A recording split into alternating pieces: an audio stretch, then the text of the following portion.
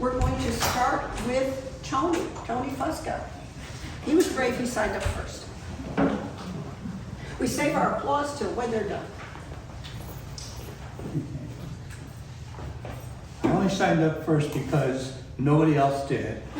And I thought, oh, I'll do it.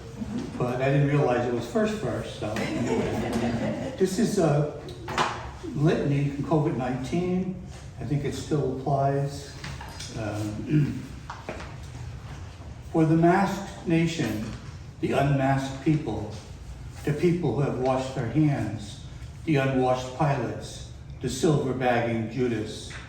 For the F-35 pilots and Russian cargo planes, for the just plain folk locked in their homes across the land, the homeless, the children locked in cages, for the children homeschooled on Zoom, for schooling of clueless senators, clueless of climate change, the burning bark of ancient forests, for the surrealistic rivers aflame, for the angry burning in the hearts of the second greatest generation, for the greatest of all experiments, for the Constitution as read by wrinkled old men in royal robes, for the Second Amendment superseding the rest, for every congressman taking the fifth, for a fifth of old granddad, for our essential bartenders, for all the board gamers, the bulls, the bears of Wall Street, for the uselessness of walls and borders, for neglect bordering on murder, for propaganda news and press conferences,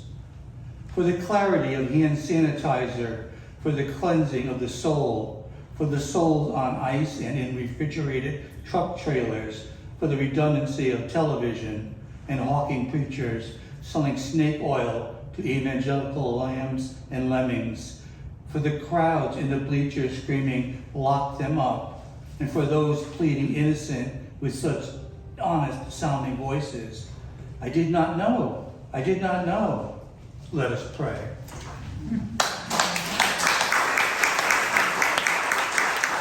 Thank you, Tony. Can we have Claire up here? So nice to see so many people here tonight. The world is always changing. Summer's getting hotter, drier, winter's warmer. The earth does not know how to hold itself. Your breath has not left you. It is okay to keep your words in a rucksack, to save them for one who will hear, who will say, "Yes, beloved, I understand."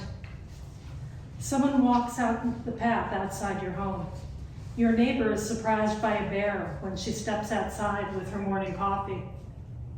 The world is changing all around us, and sometimes the breath doesn't leave me. It knots under my breath, pulsing. I could mistake it for a heart. The world is always changing, loosening, wobbling a bit on its axis. I thought my children would be mine forever. Didn't know they were on loan. The breath rumbles in my chest. It starts to escape, first as a hiss, then the squeal of a kettle, then thunder. I held my breath for too long. I am changing too. I am in love with this messy, mutable world. In love with daffodils, blown and browned. In love with children and lovers and countries. With parents and cousins and houses falling into disrepair. They are woven through my hair. They are alive in my inhale. In the next breath I expend.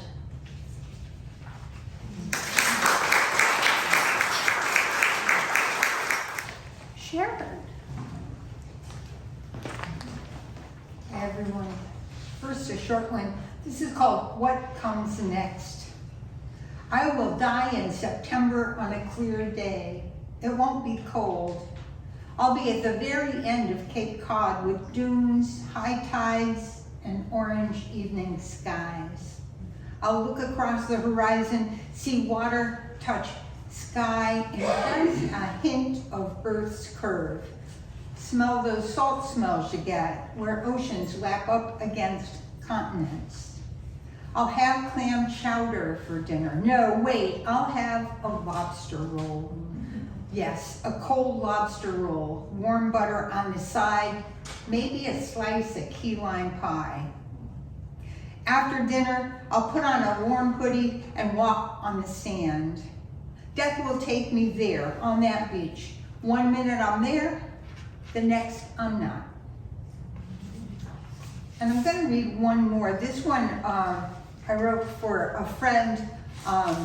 His name is Rusty Young, and he was one of the founding members of the country rock band Poco. Some of you may have heard of them, may remember some of their songs. He was a wonderful songwriter and an incredible musician. He was in the Steel Guitar Hall of Fame. He wrote, I don't know, he had written a couple hundred songs. They were just beautiful. So this was for Rusty. He died April 14th, 2021. My friend wrote songs, fashioned them from words and rhythms and timbre and tone.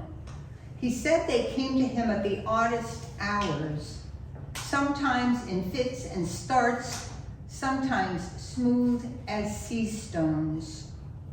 My friend never stopped chasing inspiration, or inspiration never stopped chasing him. Time and again, he caught the right words, the right chords, the right tempos, like a child catches lightning bugs and puts them in a jar. My friend was funny and smart and kind. He had an open-faced elegance, childlike enthusiasm, adored fast cars, good food, and one brown-eyed woman, loved his family and his band.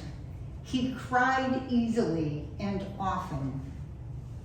My friend would charm the room, make audiences feel appreciated, seen, told dumb jokes about rabbits and pirates and deer crossings, told fascinating stories about LA in the 60s, Ricky Nelson, Graham Parsons, Frank Sinatra.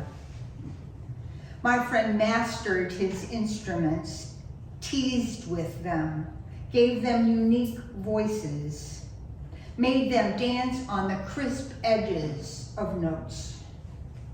He played with precision and audacity, sweet lows and soaring highs. When my friend played with others, it would become a dance, an unexpected point and counterpoint, a compelling conversation among notes. When my friend wrote his songs, he was sharing pieces of his heart. When my friend played his songs, he was sharing pieces of his soul. Those pieces landed deep inside of us. It was his way to make us feel his joy. That's for Rusty Young.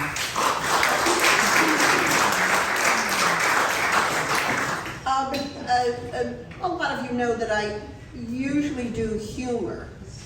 So when I do this, just please know I don't always do humor, and I don't always do angry. There we go. I call this the tyranny of the unfortunate.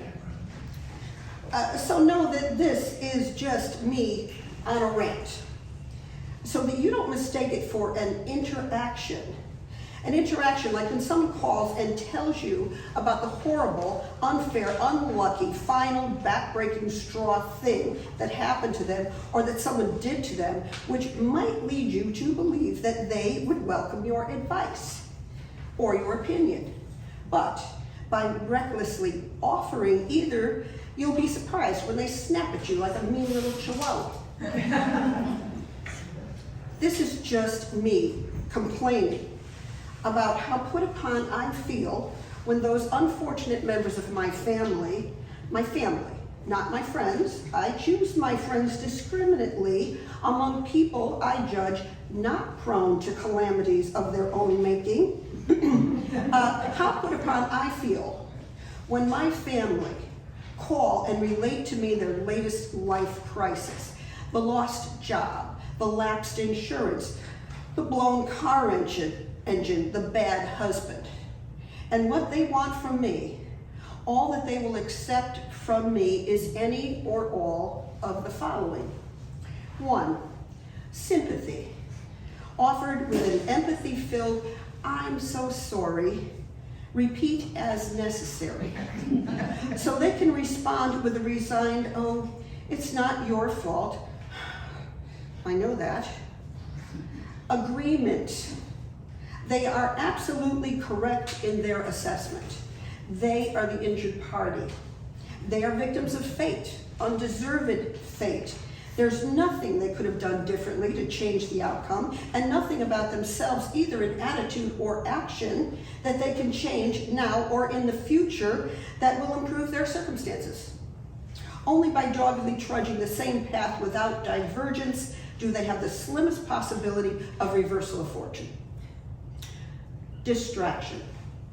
Offer up only as much about what's going on in your life that they may feel that they didn't make the conversation all about themselves and their problems, but your problems must pale in comparison.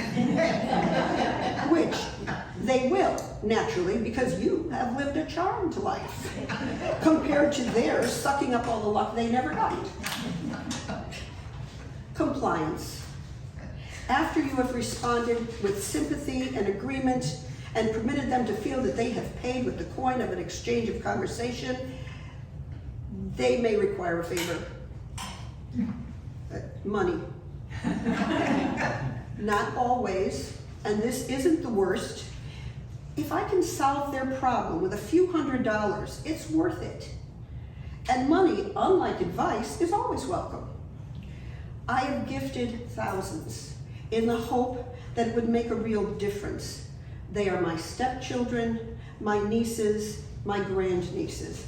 I love them, and they are the closest thing I get to children of my own. They call me with their problems. At least they call.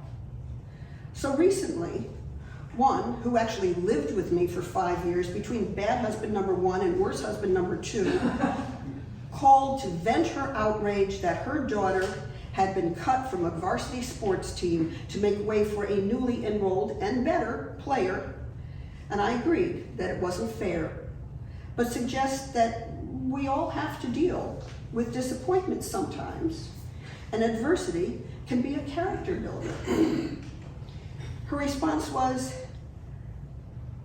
"I love you, Aunt Kate, but you have no idea what it means to be a mother."